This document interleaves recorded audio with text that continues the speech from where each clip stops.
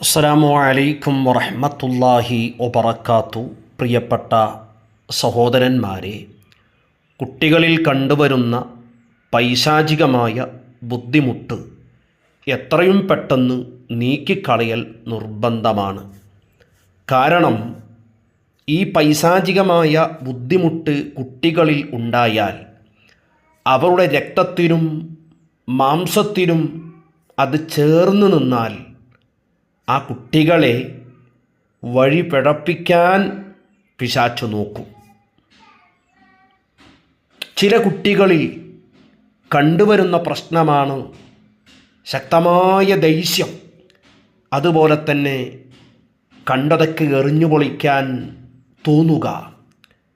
വീട്ടിലെത്തിയാൽ ഒന്നിനോടും താല്പര്യമില്ല, വല്ലാത്ത ഒറ്റയ്ക്കിരിക്കൽ മാത്രം ആഗ്രഹിക്കുക.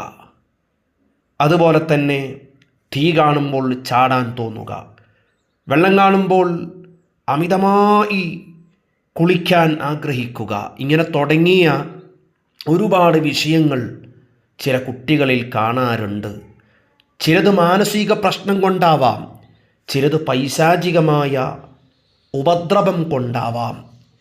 ഇനി കുട്ടിയിൽ ഇത് രണ്ടും പരിശോധിച്ച് മാനസികമായ പ്രശ്നമാണെങ്കിൽ അതിൻ്റെ വിദഗ്ധരെ കാണിച്ച് അതിൻ്റെ ചികിത്സ തേടേണ്ടതാണ്.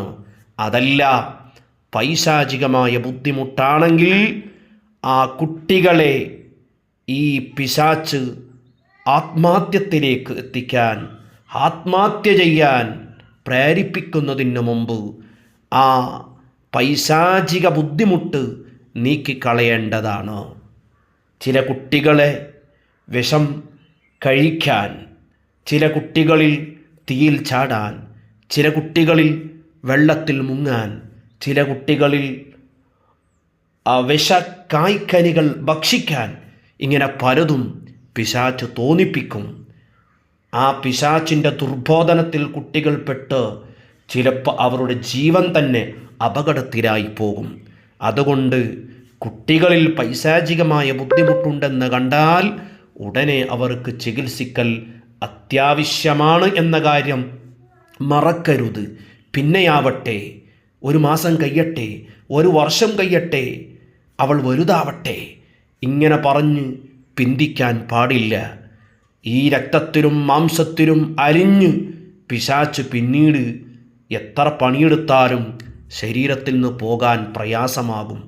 അതുകൊണ്ട് പൈശാചികം എന്ന് മനസ്സിലാക്കിയാൽ ഉടനെ ചികിത്സിക്കൽ നിർബന്ധമാണ്.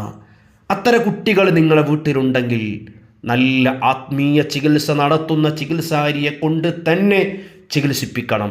ചിലപ്പോൾ ഒരു പ്രാവശ്യത്തെ ചികിത്സ, ചിലപ്പോൾ 1-2 ദിവസം, ചിലപ്പോൾ 3 പ്രാവശ്യം ചികിത്സിക്കേണ്ടി വരും.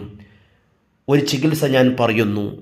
313 തവണ ആയത്തിൽ കുർസിയെ മന്ത്രിച്ച് വെള്ളത്തിലൂതി ആ വെള്ളം കുടിക്കാനും കുളിക്കാനും കൊടുക്കുക.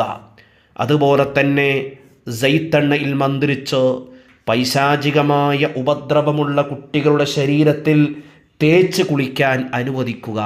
അവരുടെ തലയിൽ രാവിലെയും വൈകുന്നേരവും ഈ മന്ത്രിച്ച് വെച്ചിരിക്കുന്ന എണ്ണ തലയിൽ ഇടുക. ഇങ്ങനെ നമുക്ക് ചികിത്സിക്കാവുന്നതാണ്. ധാരാളം ചികിത്സകൾ ആ വഴിയിൽ ഉണ്ട്. അതുകൊണ്ട് ഇൻഷാ അല്ലാഹ് പൈശാചികം എന്ന് മനസ്സിലാക്കിയാൽ അതിന് വേണ്ടി ചികിത്സിക്കണം. മാനസികമാണോ ശാരീരികമാണോ അതിന് വേണ്ടി ചികിത്സിക്കണം. അള്ളാഹു നമ്മുടെ മക്കളെ കാക്കട്ടെ. അസ്സലാമു അലൈക്കും വറഹ്മത്തുള്ളാഹി വബറകാതുഹു.